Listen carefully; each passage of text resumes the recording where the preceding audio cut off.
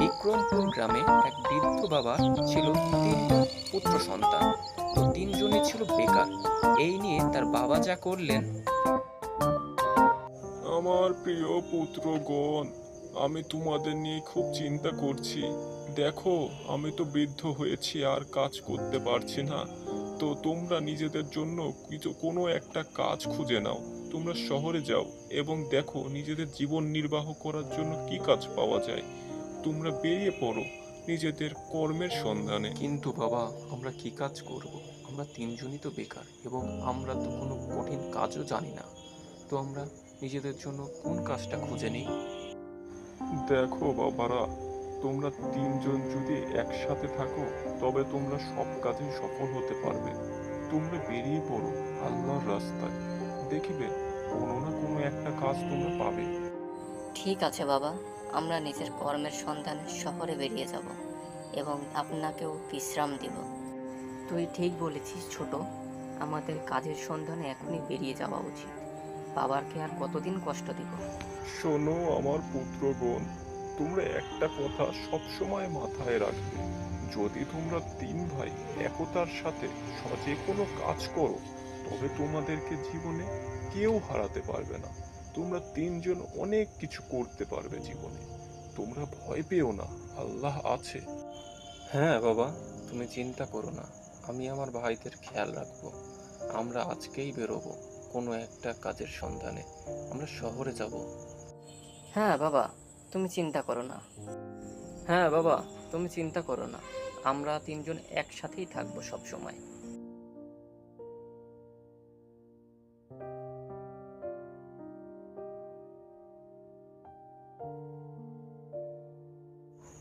বাবা, আপনি আমাকে দোয়া করে দেন, আমি যেন সফল হয়ে ফিরতে পারি। আপনার দোয়া থাকলে ইনশাল্লাহ আমরা তিন ভাই একটা কিছু করে দেখাতে পারবো।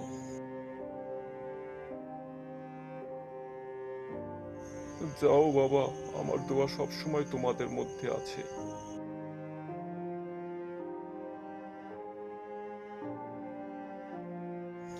ভাই, তোরা সবাই প্রস্তুত তো নতুন জীবনের জন্য? হ্যাঁ ভাই, চলো আমরা বেরিয়ে পড়ি। হ্যাঁ, চলো চলো। তারপর তারা তিন ভাই চলে গেল কর্মের জন্য শহরের উদ্দেশ্যে এবং তারা চলতে থাকলো। ভাই, ওই দেখ, কে যেন ওইখানে অজ্ঞান হয়ে পড়ে আছে। হ্যাঁ ভাই, তাই তো। ওটা তো মনে হচ্ছে একটা দরবেশ।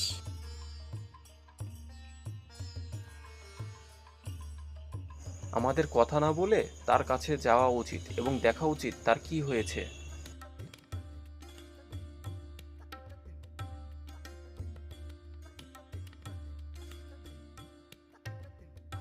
মেজো, যা তুই পুকুর থেকে পানি নিয়ে আয়। অজ্ঞান ব্যক্তিকে পানির ছিটা দে। ঠিক আছে ভাই, আমি এখনই নিয়ে আসছি পানি পুকুর থেকে।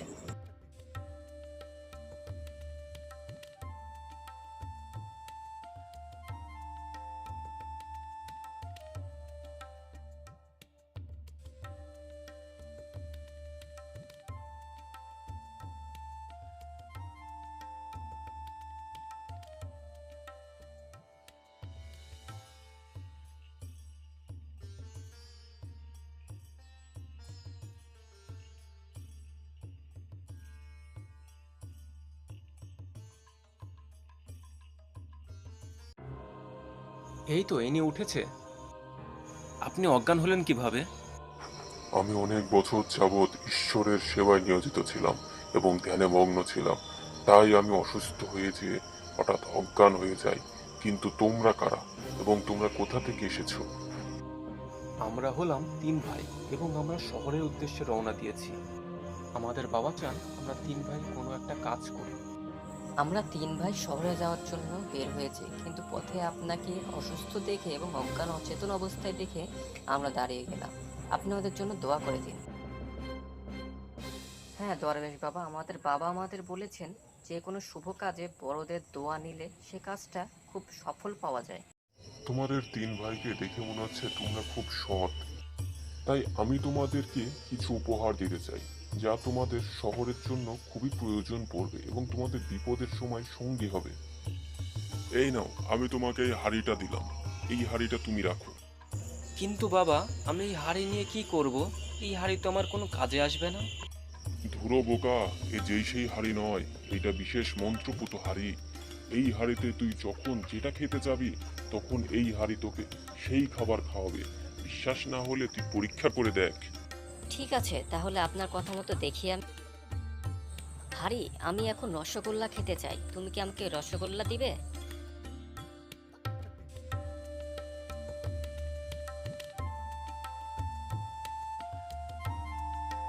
ভাই, এ যে সত্যি রসগোল্লা, এবং এ কি সুস্বাদু! এ তো খুব সুন্দর রসগোল্লা এবং সুস্বাদু। এই নাও, তোমাকে আমি এই পাখিটি দিলাম। কিন্তু দরবেশ বাবা, আমি এই পাখি নিয়ে কি করব? এটা বিশেষ মন্ত্রপুত পাখি। এই পাখিকে তুমি যখনই অর্থের জন্য বলবে, তখনই এই পাখি তার মুখ দিয়ে প্রতিদিন তোমার জন্য অর্থ বর্ষণ করবে। বিশ্বাস না হলে তুমি পরীক্ষা করে দেখো। পাখি, তুমি আমার জন্য অর্থ বর্ষণ করো। তাই তো বাবা, এ তো সত্যি অর্থ বর্ষণ করছে। এই নাও, তোমাকে আমি এই লাঠিটা দিলাম। এই লাঠিটা তোমার বিশেষ প্রয়োজনে কাজে আসবে। বাবা, এ কি কোনো সাধারণ লাঠি, নাকি এরও কোনো বিশেষ গুণ রয়েছে? এটার অবশ্যই বিশেষ গুণ রয়েছে, যা তুমি তোমার বিপদের সময় দেখবে। যখন তুমি বিপদে পড়বে, তখন তুমি বলবে, লাঠি লাগা বাড়ি। তখন তুমি দেখবে লাঠি কি করে। তোমরা তিন ভাই অনেক সৎ, তার জন্য আমি তোমাদেরকে এই উপহার দিলাম, এবং এইগুলা সততার সাথেই তোমরা ব্যবহার করবে। ঠিক আছে বাবা, এবার আমাদেরকে যেতে দিন, আমরা এবার বিদায় নেই। আপনাকে অনেক অনেক ধন্যবাদ বাবা, আপনি আমাদের সবার অনেক উপকার করলেন। আমরা এটা কখনো ভুলবো না।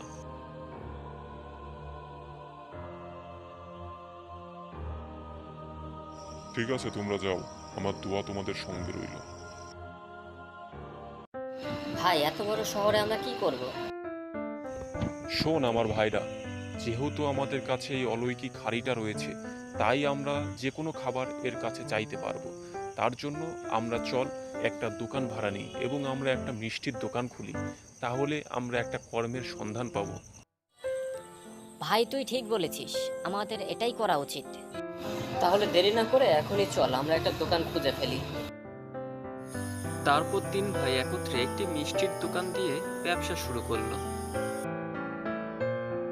ভাইয়া, আমাকে 1 কেজি রসগোল্লা দেন তো।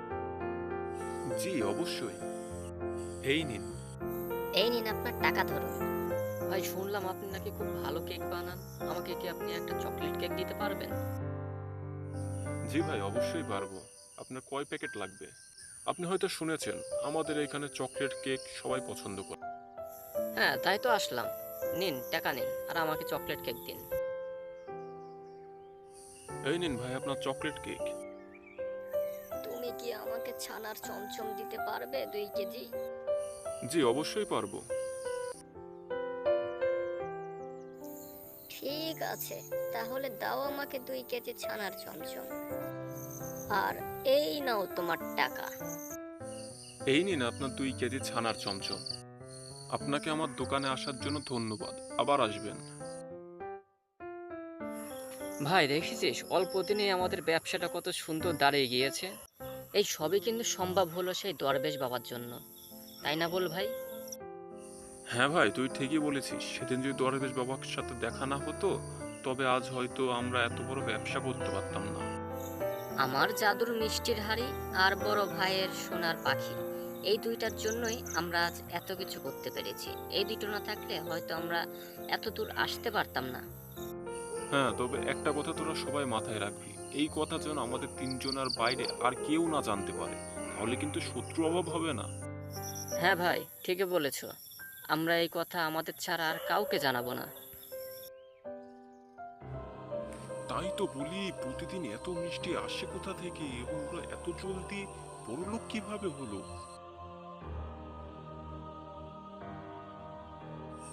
ভাই, কেমন আছো তোমরা? তোমাদের মিষ্টির দোকান তো খুব ভালো চলছে। আমি এখানকার অনেক পুরাতন ব্যবসায়ী। এই পাটার গলিতেই আমার দোকান। ও আচ্ছা, আপনিই তাহলে সেই রতন ভাই। বাহ, আপনার সাথে দেখা হয়ে ভালো লাগলো। বাহ, আপনারা তো অল্প দিনে খুব আলিশান বাসা বানিয়েছেন। ঠিক আছে ভাই, আমার দোকানে আসবেন। জি অবশ্যই রতন ভাই, আপনার দোকানে আমরা একদিন তিন ভাই যাব একসাথে। ঠিক আছে, আজ তাহলে আসি আমি।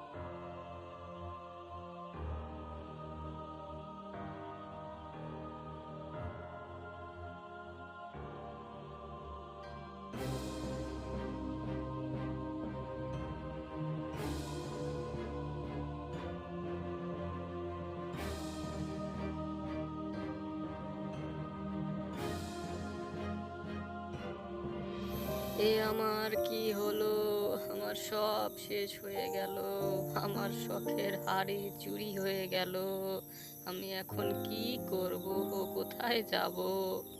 ভাই তোর কি হয়েছে, তুই কাঁদছিস কেন এভাবে, বল আমাদের। ভাই সব শেষ হয়ে গিয়েছে, গতকাল রাতে আমাদের জাদুর হাড়িটি চুরি হয়ে গেছে, আমি সকালে ঘুম থেকে উঠে সেটি আর দেখতে পাচ্ছি না। বলিস কি ভাই, কে আমাদের এত বড় সর্বনাশ করলো? কিভাবে জানলো আমাদের কাছে জাদুর হাড়ি আছে? তুই কান্না করিস না ভাই, ভেঙে পড়িস না, আমি তো আছি, আমার কাছে তো এখনো জাদুর পাখি আছে, সেটি দিয়েই আমরা আবার ব্যবসা করব। জাদুর পাখি, তুমি কি আমাকে কিছু অর্থ দিবে? জি মহারাজ, অবশ্যই দেব। এই নিন।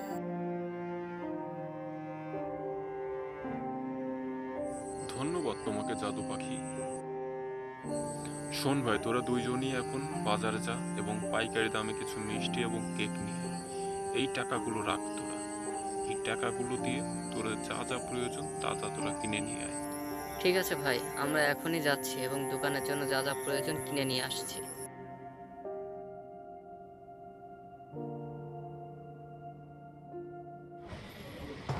এর আগে জাদুর হারিয়ে নিয়েছি, আজকে এই জাদুর পাখিটা নিয়ে নেব, তাহলেই আমি বড় লোক হয়ে যাবো।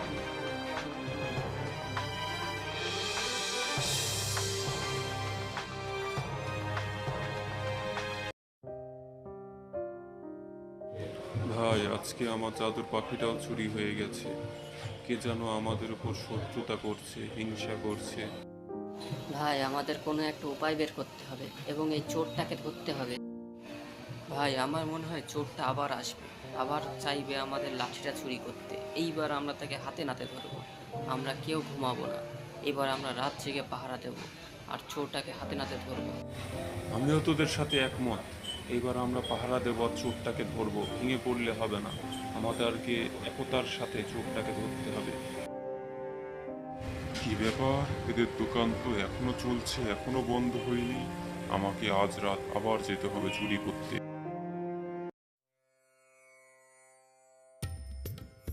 ভাই তোমাদের সব কিছুতে চুরি হয়ে গেল, এখন শুধু বাকি আছি আমি। আমার মনে হচ্ছে বাটার গলির রতন ভাই আমাদের সব জিনিস চুরি করেছে। দেখা যাক, চোর তো আবার আসবে, এইবার ধরবো আমরা হাতে।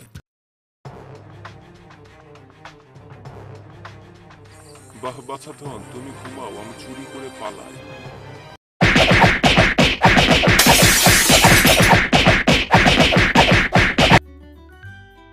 এই বাটার গলির রতনই তাহলে চোর?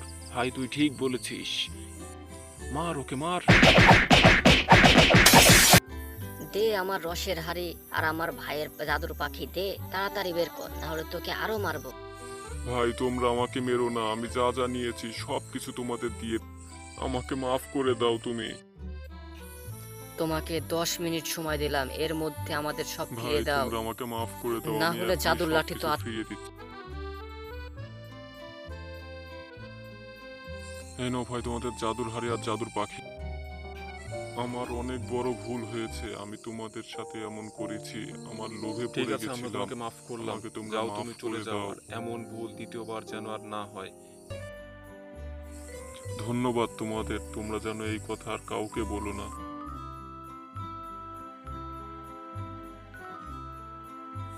যাক, আল্লাহর মেহেরবানিতে আমরা আবার আমাদের সবকিছু ফিরে পেলাম, আবার ব্যবসা করব আমরা। হ্যাঁ ভাই, আমাদেরকে এবার আরো সতর্ক হতে হবে।